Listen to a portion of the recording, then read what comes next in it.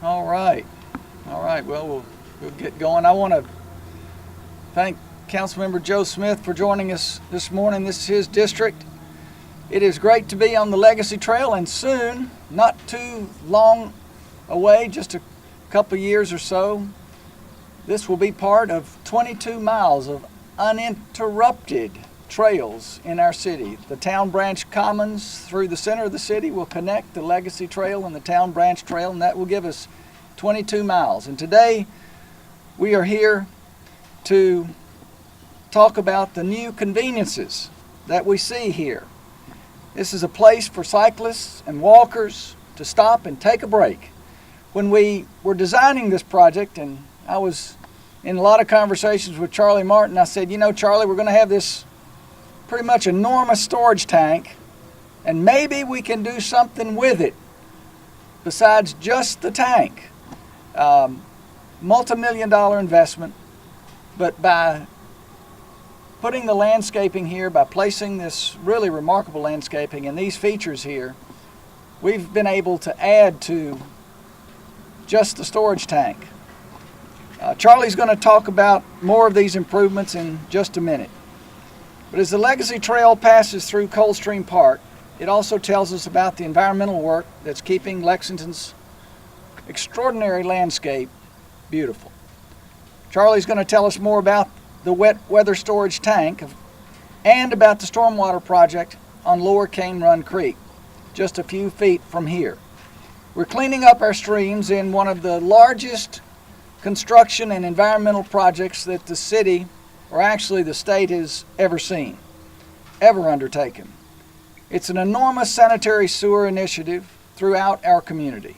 In addition to the storage tanks and the stormwater projects, we're replacing broken sewer pipes. Larger pipes are being installed where needed. And just like the Legacy Trail, the overhaul of our sanitary sewers is a legacy for future generations. It's a commitment to our environment and a commitment to our future.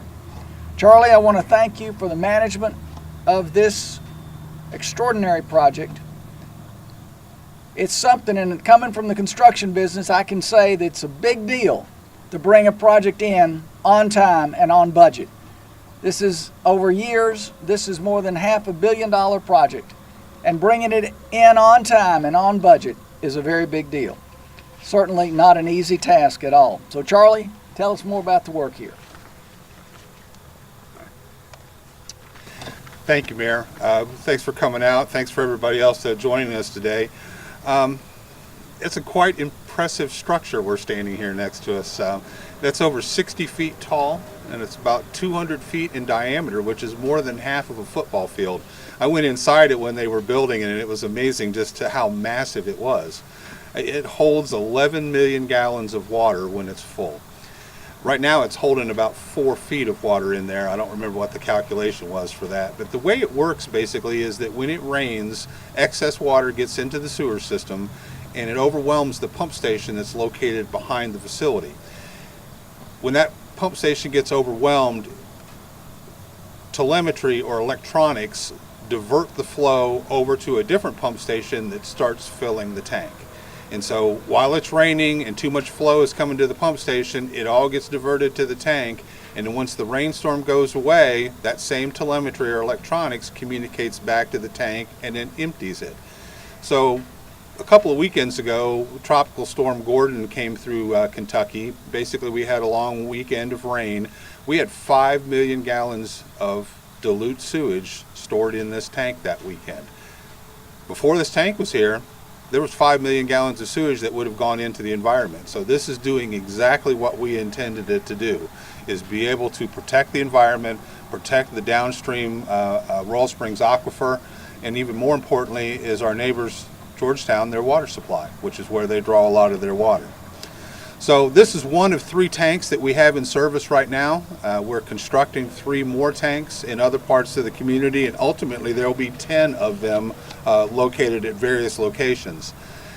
This one in particular I was worried about, and as the mayor said, we talked about this numerous times. The size and proximity to the trail and to the interstate was a real concern with mine. I joked with people I didn't want to have another Florence Y'all sitting out here in Coldstream. So basically, we got a lot of different people together, stakeholders, both the technical staff and stakeholders, to try to come up with some ideas on how we can make this necessary infrastructure be something more than it can be. Folks from HDR engineers, Element Design, landscape architectures were the technical staff, UK Coldstream, Legacy Trail, the bike community, the Lexington Convention Center, or Convention and Visitors Bureau, the arts community. A lot of different people participated in making this come to what it is today. A lot of great ideas, but the common theme is that the trail needed a rest area, that they needed some type of restroom, a place you could get off your bike, fill your water bottle, take a break, and get some shade. So that's what you're seeing here right now. As you see the restroom behind me, you see all the landscaping amenities. Hopefully that over time, through future generations, this will become more of a grove of trees than what you see right now a year later after construction has ended. I was in Boston around about the time that we were developing the concepts for this, and was in a park in the Copley Square area, and I thought about that as a grove of trees. That would be a great legacy in order to be able to leave to the folks that are going to take over for us. Mixing urban infrastructure in with a natural environment is a real challenge, but one that we try to overcome all the time. Which leads me into the other project that I was going to talk about, which is the stream restoration that's off to my right.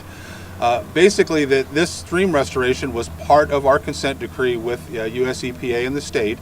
It was required as part of the settlement for that consent decree. But it was really conceived by staff. Basically, a former staff member, late David Gabbard, along with Susan Pluger and now Jennifer Carey, they worked very hard on bringing that project together along with CDP engineers.